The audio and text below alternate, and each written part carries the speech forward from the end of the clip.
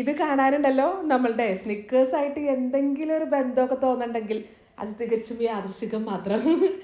ഇതുണ്ടല്ലോ നമ്മളുടെ സ്നിക്കേഴ്സിൻ്റെ ഒരു അനിയത്തി കുട്ടിയായിട്ടൊക്കെ വരും വേണമെങ്കിൽ. അപ്പോൾ അത് ഉണ്ടാക്കാൻ വേണ്ടി നമുക്ക് ബ്രെഡിൻ്റെ ആ ഒരു പക്ക് ഭാഗമൊക്കെ അങ്ങോട്ട് കളഞ്ഞിട്ട് നന്നായിട്ട് നമ്മൾ പരത്തി കൊടുക്കുക.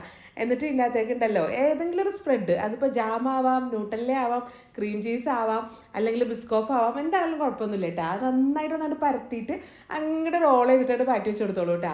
ഇനി എനിക്ക് ഏറ്റവും ബുദ്ധിമുട്ടായിട്ട് എപ്പോഴും ഫീൽ ചെയ്യുന്ന ഒരു കാര്യമാണ് ഈ ചോക്ലേറ്റ് ഇങ്ങനെ ഉരുക്കിയെടുക്കുക എന്നുള്ളത്. ഞാൻ എന്തോരം നോക്കിയാൽ അത് നടക്കലൊന്നുമില്ല. ഞാൻ പിന്നെ അവസാനം ഓവനിൽ കയറ്റിയതാണ്. ഇനി ഇതിൻ്റെ അകത്തേക്ക് ഉണ്ടല്ലോ നമുക്ക് ക്രഷ് ചെയ്ത് വെച്ചിരിക്കണേ കാഷ്യൂ നട്ടോ അല്ലെങ്കിൽ കപ്പലണ്ടി ഏതാണെങ്കിലും കുഴപ്പമൊന്നുമില്ല. ഞാനിപ്പോൾ കാഷ്യൂ നട്ടോ എടുത്തിരിക്കണേ. അതിൻ്റെ അകത്തേക്ക് ചേർത്തിട്ട് ഒന്നും കൂടെ നല്ലോണം അങ്ങോട്ട് മിക്സ് ചെയ്ത് കൊടുക്കുക. ഇനി നമ്മുടെ ആ ഒരു ബ്രെഡ് റോൾ ഉണ്ടല്ലോ അതെടുത്തിട്ട് ഈ ഒരു ചോക്ലേറ്റിലും കപ്പലണ്ടിയിലും ഒക്കെ നല്ലോണം അങ്ങോട്ട് മിക്സ് ചെയ്ത് കുളിപ്പിച്ചിങ്ങോട്ട് എടുക്കണം കേട്ടോ. എല്ലാ സൈഡിലും ഈ ഒരു കാഷ്യൂ നട്ട് ആ കപ്പലണ്ടിയൊക്കെ കൊണ്ടിട്ട് നന്നായിട്ട് അങ്ങോട്ട് പൊതിഞ്ഞെടുക്കണം. ആ ഒരു സ്നിക്കേഴ്സിൻ്റെ രൂപം കോലമൊക്കെ മനസ്സിൽ കണ്ടിട്ട് അതേപോലെ അങ്ങോട്ട് മുക്കിയെടുത്താൽ മതിട്ടാ.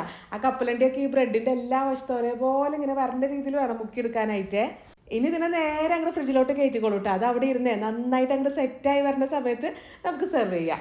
എൻ്റെ ഈ സ്നിക്കേഴ്സ് ബാർ ഉണ്ടല്ലോ ഒരുപാട് അങ്ങോട്ട് സെറ്റാക്കി എടുത്തിട്ടില്ല കേട്ടാ. ഇന്നത്തെ വീഡിയോ നിങ്ങളെ കാണിക്കാൻ വേണ്ടിയിട്ടേ ഞാൻ വേഗം തന്നെ എടുത്ത് അതിനെ അങ്ങോട്ട് കട്ട് ചെയ്തിരിക്കുകയാണ്.